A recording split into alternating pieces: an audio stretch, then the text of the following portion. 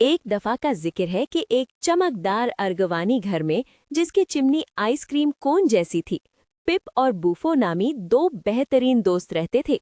पिप एक छोटा सा ज़हीन चूहा था जिसकी मूंछें जोश के मारे थरथराती थीं, और बूफो एक बड़ा नीला और उछलने वाला रीछ था जिसके जूतों में स्प्रिंग और जेबों में टॉफियां होती थीं। पिप की लेबोरेटरी एक अजीब जगह थी जहां टोस्टर उड़ते थे और घड़ियां उल्टी चलती थीं। लेकिन आज का दिन खास था। पिप ने एक चमकती हुई नियॉन नीली बोतल पर एक ड्रॉपर पकड़ा हुआ था जो किसी कैद किए हुए सितारे की तरह चमक रही थी। बस एक नन्हा सा आखिरी कतरा। पिप जोश से सरगोशी कर रहा था।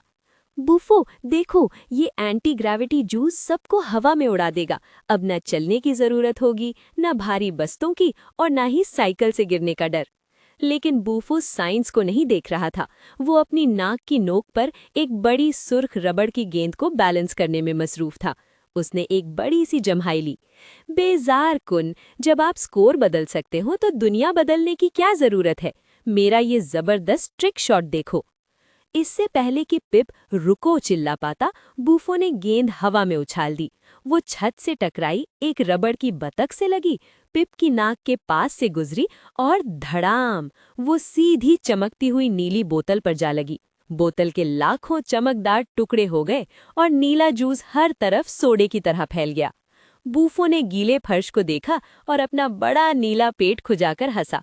ओहो, मुझे लगता है पिप, मैंने साइंस तोड़ दी। लेकिन पिप नाराज नहीं था, बल्कि वो हैरान था, क्योंकि उसके पांव जमीन पर नहीं थे। वो गुब्बारे की तरह ऊपर की तरफ उड़ रहा था। तुमने इसे तोड़ा नहीं है बूफो, पिप हवा में कुलाबाजियां खाते हुए चिल्लाया। तुमने इसे चालू कर दिया है, अब ऊपर देखो। अचानक पूरा कमरा अजीबोगरीब हो गया।